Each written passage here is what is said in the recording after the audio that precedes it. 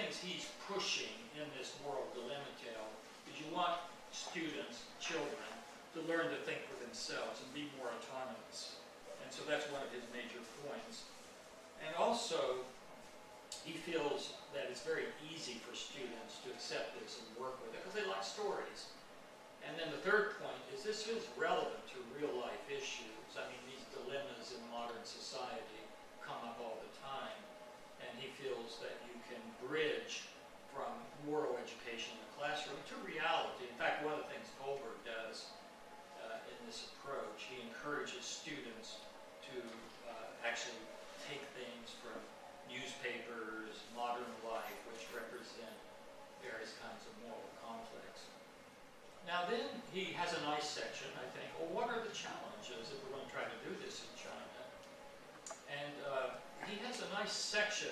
It's developed in his written paper very nicely, where there's been a lot of research that tries to argue that this development from kind of very conservative, rule-following, obedient approach to more universal ethical principles is widespread in societies, and it's part of basic human development in moral thinking.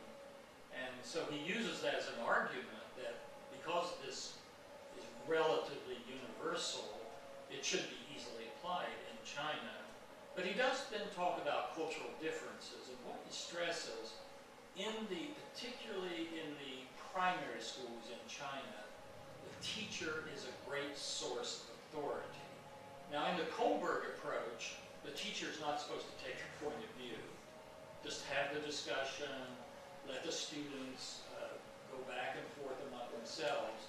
But he argues that he thinks in adapting this to China, it will be important that the teacher fulfill the expectations of the children and be a source of authority in the classroom. What are practical suggestions? Well, he does talk about various things there that will be important in the classroom, and focusing very much on the fact that this will have to be adapted if it's going to be successful in China.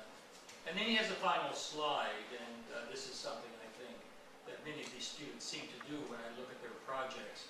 They always have a final slide of what is the point of their project, and that it can be applied and improve moral education in China. And then they always have a final slide too, just thanking their classmates for paying attention. And that, he had 12 slides, and he presented it